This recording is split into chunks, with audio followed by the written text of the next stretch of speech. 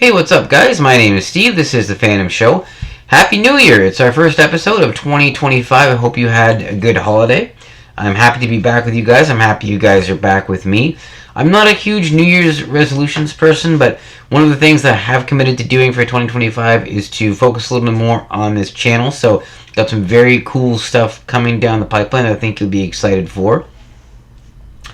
That said, let's go ahead and jump into today's video, which is all about AI. Dun dun dun.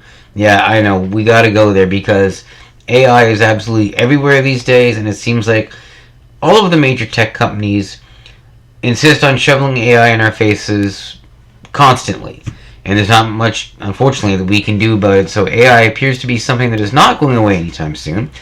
So I thought that it was probably a smart idea to do this video to talk about how it affects the entertainment industry. Now, obviously, there are AI impacts that go far beyond pop culture aspects of this thing, but there are plenty that are pop culture specific. So I thought, hey, let's talk about it. So let me ask you a few questions. Would you be willing to watch a movie that was created entirely by AI? Would you be willing to read a comic book that was entirely written and illustrated by AI? Would you be willing to watch a television show that was entirely written by an AI tool? I'm sure a lot of you are answering no to those questions, and that's, the prevailing public opinion, at least currently. But these are things that I think are going to happen in the future, and we as consumers of pop culture are going to have to navigate it and figure out, how much credibility, I suppose, we want to give to these new AI creations. Let me give you another example. Would you be willing to watch a movie in which included a deceased actor that had been recreated by AI? So let's say some studio created a movie and they used AI to put Robin Williams in the movie. Would you be willing to watch that movie?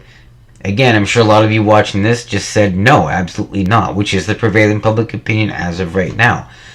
But again, a lot of these things, I think that it's it's a when and not an if they're going to happen. So these are questions that we're going to have to ask ourselves. Now, it's safe to say that the first studio that takes this jump is probably going to get some pushback, but it's not going to stop the efforts of the studios, that is, to do these things. And so I find myself wondering exactly, how far is it going to go? Where are there going to be red lines? How accepting is the public going to be of all this stuff? I don't have all the answers. I'm just as curious as the rest of you, but AI is not going away anytime soon. In fact, if anything, we're going to be seeing more and more of it, which is why I thought that it was really a good idea to do this video to talk about some of the impacts and stuff. Now, let me say for the record, I don't think that all AI is inherently evil or a bad thing. I do think there are some good use cases for this technology, even within the pop culture realm. I'll give you an example. Last year, Randy Travis was able to release a new song with the help of an AI tool that helped recreate his voice. He suffered a stroke a few years back, and he can't sing the way he used to anymore. So he wrote a song, and they used an AI tool to essentially restore his vocals. The AI tool analyzed previous recordings of Randy Travis and was able to then recreate his voice for the new song. And this was done entirely with the consent of Travis and his record company. So I think that's definitely one example where AI can certainly be useful, but I think right now I have far more concerns about the technology than I do optimism, and I'm not talking just about environmental and moral and ethical concerns, but that is very important as well. That's somewhat out of scope for the video that we're doing here, but I mean, it's definitely valid because, if you can put some prompts into an AI tool and it'll spit you out a comic book that you can read, is that not kind of demeaning to writers and artists who work on comic books for a living, adding in the fact that it was the work of these people that allowed the AI to spit that comic book out at you? Is it fair for a studio to be able to create a movie entirely done by AI, which was only made possible by analyzing thousands, if not millions, of real movies and video clips to get to that point? I think, unfortunately, a big problem with AI is that they completely rip off the work of so many artists and creators. Copyrighted work, by the way, no compensation. They just rip off copyrighted work, and then they use that copyrighted work to create new works that are then fed to the general public. Amazon has been having a problem because people are using AI tools to spit out ebooks and list them online alongside books by actual authors. Spotify had an issue a while back where people were using AI tools to create fake music for real bands and getting them uploaded to Spotify. I read a story about this band. They got notified by one of their fans that there was a new album listed for them on Spotify, and they hadn't put out a new album in 4 years. Now, in that case, Spotify did take it down after the backlash, but that doesn't change the fact that they allowed it to get on there in the first place. Now, currently, it's usually not too hard to tell an AI product from the genuine article. Obviously, with the visual, mangled text, items that don't fit their actual physical proportions, the strange hands and fingers and stuff that you see, they're telltale signs. But the technology is going to keep getting better, and eventually it's going to become very difficult to tell AI generated content from the real thing.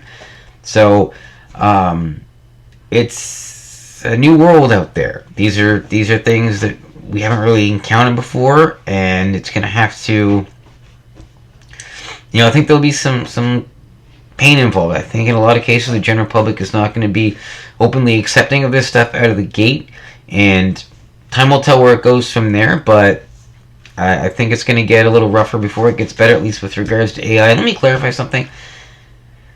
AI is not actual artificial intelligence. What you're doing when you're using an AI tool is you're asking a computer program to give you information based on an input that you're feeding to it. So it gives you the information based on the information that it's in its system. So it's a computer program running a series of calculations and instructions and all that. It's not an actual entity. It's not an actual consciousness. It's just a sophisticated computer program that takes an input from you and spits back out what it thinks you want to see based on that input. But it can be vague. So, for example, you can spit into an AI and say, "Show me a fancy card table," and I might get a picture of a wooden table with a playing card on it or something like that, because it doesn't correctly understand what it is that I'm looking for.